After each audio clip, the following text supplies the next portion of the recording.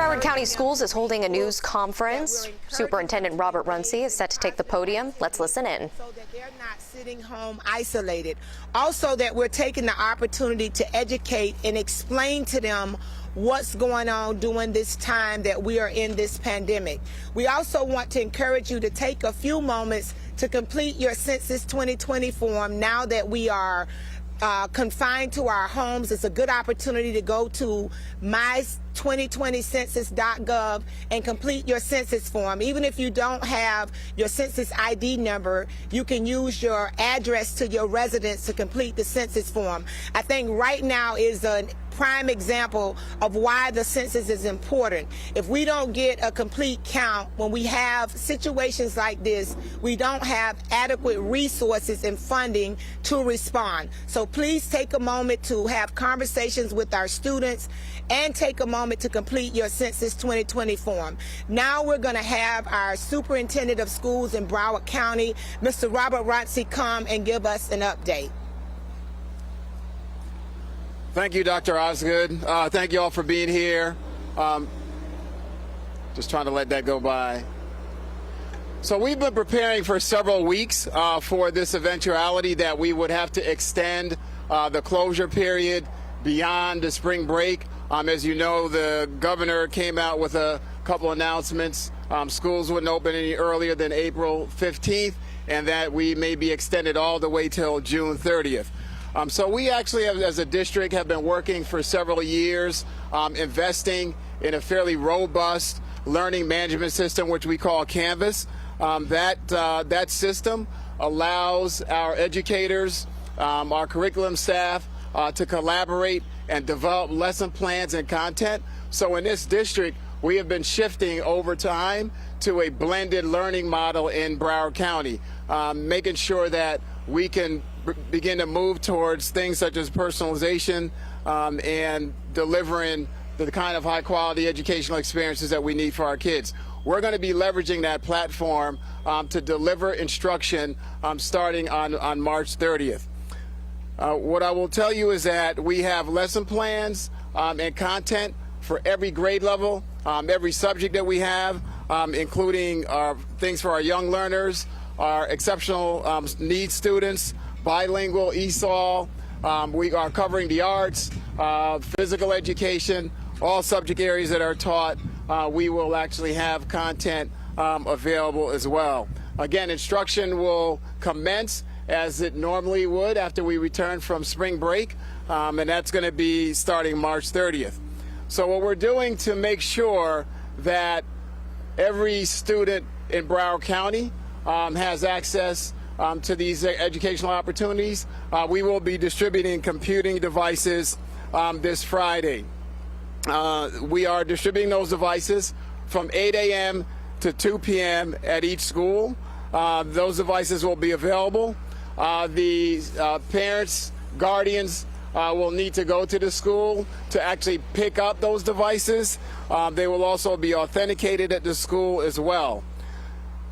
Friday is also the day that we're designating for any student who has left any type of personal item, or they may need to pick up musical equipment or medication. They would also pick them up at Friday between those same hours of 8 a.m. and 2 p.m. at their local school site. And I repeat, they need to go to their local school. Don't go to a different school or maybe a school that's convenient for them. They need to go to the school they normally receive educational services from in order to be able to do that. We've been also working with Comcast. They have a solution that's been out for a number of years called Internet Essentials, which provides free internet service for the first 2 months, 60 days, and then it's approximately $10 thereafter. We're continuing to work with them to see if we can We're continuing to work with Comcast to ensure that we can actually get even further discounts from that. We also want to make sure that at this moment in time that our employees understand that we're going to make sure that they don't see any disruption in pay. So for our teachers, all full-time and permanent and part-time teaching staff, including pool subs and interim subs, they'll continue to receive their normal pay. temporary employees and day-to-day subs who worked at least 20 hours per week will get a prorated paycheck for the spring break period, which normally occurs. We've also set up a special mailbox during this closure for anyone with payroll questions, and it's called Payroll Questions at browardschools.com. So we want to make sure that we're addressing the needs of our employees. As you know, we really appreciate the fact that the governor and the Florida Department of Education came out yesterday and provided clarity for us on a number of outstanding questions that we had on how we can move this district forward in the best interests of our students and families, given the challenge that we're confronted with. So during the next several weeks, our families will be focusing on staying healthy and supporting each other. It's a time that we certainly have never seen, but I'm confident that our community, our school district, our employees will step up to the challenge.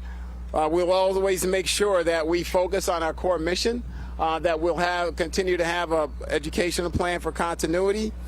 Regarding feeding our students, when we start on March 30th, we're going to consider that the start of instruction. We would normally be feeding our students during the instructional days, and we will extend and expand our feeding programs throughout the county to probably even more sites than what we've done during this week. So that's going to continue. Meals will continue to be served Monday through Friday, breakfast from 8 a.m. to 10 a.m. and lunch from 11 a.m. to 1 p.m. Again, that'll start again during the week of March 30th when we resume instruction after we return from spring break. We will also continue to collaborate with community partners to extend feeding opportunities for families through our efforts and partnerships with organizations such as the Hunger Coalition, United Way of Broward County, Feeding South Florida, and the Health Foundation of Broward. We'll continue those efforts as well. So again, a couple things. We're going to issue devices this Friday. Our schools are going to be sending out parent links and direct calls to families today and tomorrow to make sure they've got detailed instructions on that so they can show up and pick up their devices. We have over 90,000 devices that are ready for distribution should they be needed, basically laptops. Again, we are also working to make sure that connectivity is available to those who don't have it. And we will continue, again, our feeding programs as we have been doing, and when we start instruction back up on March 30th. With that, I'll open up for any questions you have. Mike, could you explain how the exams get grades? Sorry? Will students be graded as normal? So we're going to probably make some modifications to the grading process, given that basically we want to make sure we align with what we heard from the state of Florida. So yes, students will be receiving grades. Of course, you know, they won't be taking the FSA or the end of course exams. So we're going to have to adjust our grading to ensure that we can meet the challenges that we have right now. So yes, they'll be receiving grades, but the process will be somewhat modified. We're going to work those details out within the next several days. And AP exams, things like that? All those things? Because you have to be in a facility to take them. Correct. So that requires some further guidance from the College Board. So we're going to work with the College Board. I imagine that they will provide some details on how that can be addressed. And again, as soon as we work through those details, we're going to make sure we provide them to our families and all of you.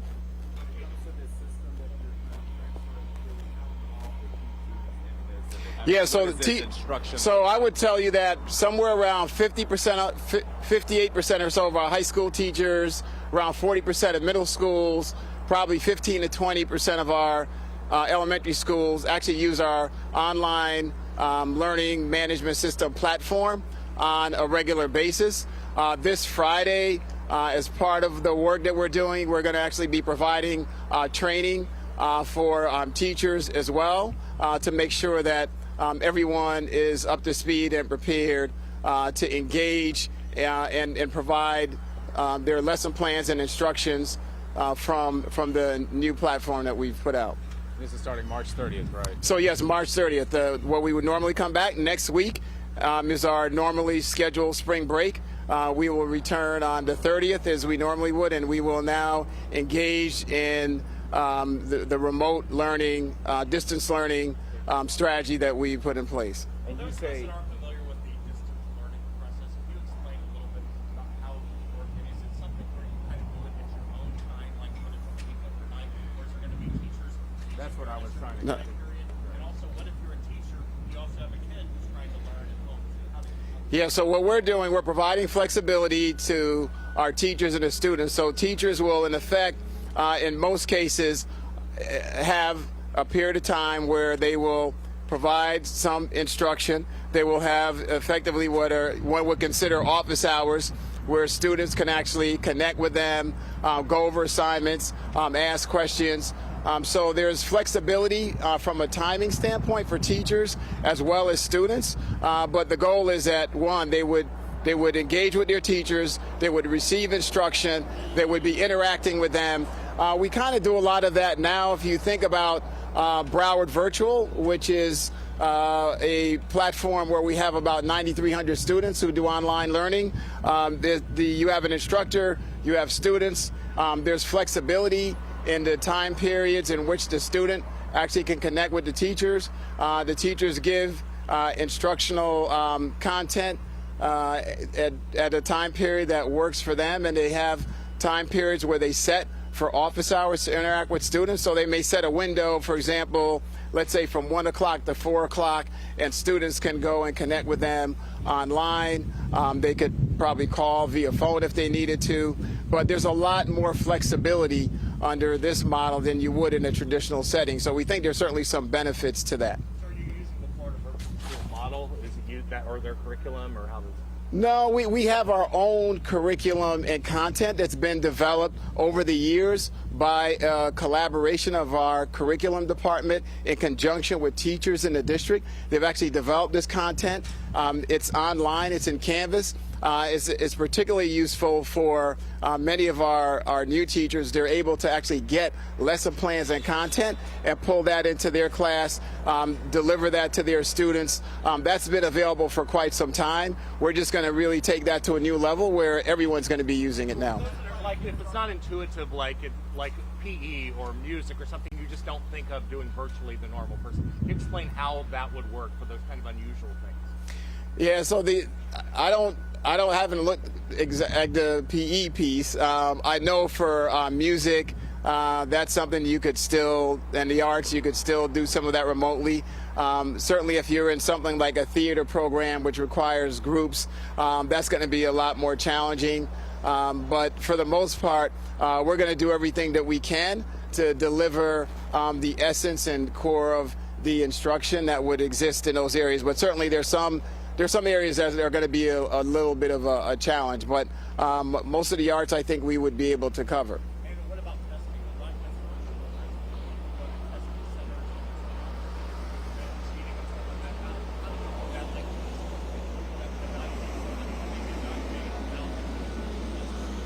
Well, we've been doing virtual for a number of years, and I've been able to successfully administer testing through that as well, and so we'll use some of the same approaches that we've been using to date. Our students, for example, some of them actually take remote online sessions with some of our dual enrollment partners, such as Broward College, FAU. Again, we have Broward Virtual, so we've been able to work through that for quite some time, and there are a number of ways you can do that. You could also have people come in to, at different times to actually take testing at some physical location. We'll have to figure out how we modify that given the rules around groups of 10 or more, but we'll figure out the testing piece. And we've been doing that for a while now. Mr. Yes. Runcie, can you talk to us about the food delivery system so far? Is it going smoothly? And are you having any issues with wasted food? Like, is there food not being picked up and you have to throw it away, or are homeless groups taking it, or how's that working? So I will tell you that our food services department been outstanding. The work they've been doing is stellar. They've made sure that they're delivering and preparing food based on the demand at each site. So they're not creating a bunch of food to deliver and distribute at a site, hoping someone shows up there. We're preparing things based on the demand, and we have a logistics process in place where we have trucks that will deliver the food to the site as they're needed, and they're communicating all day to make sure that that can occur. So we were delivering the stuff based on demand. They're making sure that the perishable items that we go through the inventory that we had the prior week, so we're utilizing all of that.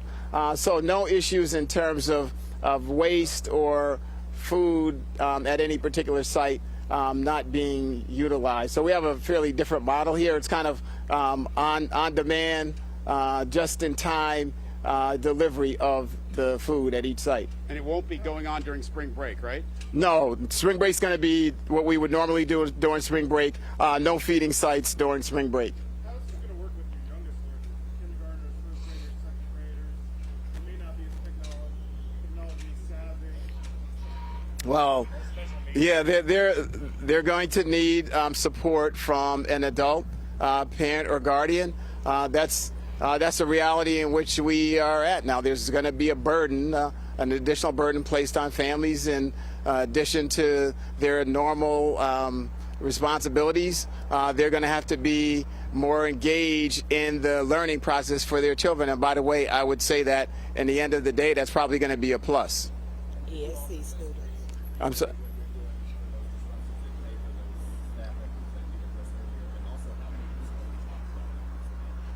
For the disruption in pay?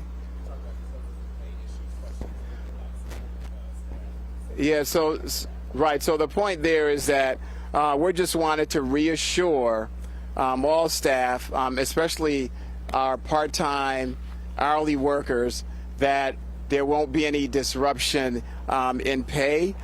We are effectively going to take the hours that they worked during the prior pay periods and use that as an estimate to continue to make payments to them while we're on the break period. So essentially, folks who work, for example, as regular substitutes who clocked in more than 40 hours every pay period, whatever their pay would have been, that's what we're going to continue to pay them during this closure period. Is the essence of online learning that you do most of it on your own time as opposed to having a set day? So it's based on having flexibility there in terms of when you may want to learn. Some students, for example, have other responsibilities, so it kind of works for them. So I know students, for example, are very committed to music and the arts, and they spend maybe half of their day practicing their craft. They need flexibility in terms of learning. We know there's students out there that are homeschool. They try to take advantage of it.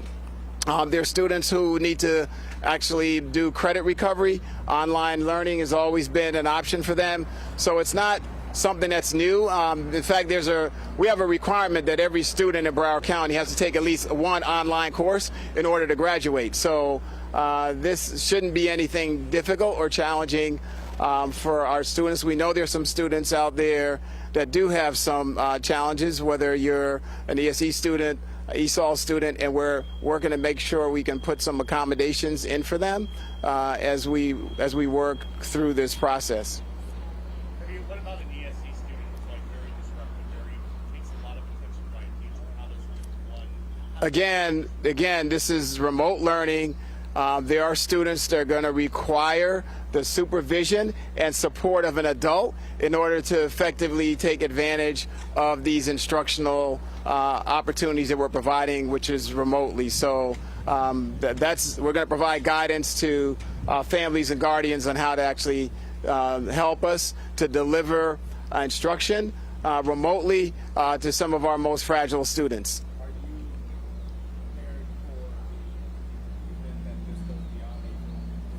Yes. Our assumption at this point, based on everything we've seen and how this is developing across the country and the world is that we will be going beyond April 15th. We need to plan for that. It would be great if that becomes a day we can all return back to some sense of normalcy. That's not what we're planning for. So we expect that this will go on for quite some time. I can tell you that, for our students, especially our seniors, my heart aches for them because they have now had their senior year experiences disrupted. Those are proms, those are graduations, those are grab bags. The things that they would normally do it may not happen this year, and so it's a very difficult time for many of our students, but we're going to work together to make sure we get through it. Our focus right now is to make sure that they continue their learning, that they get all their credits, and that they're able to meet their graduation requirements. Are there any other questions? Then thank you very much. All right. Thank you.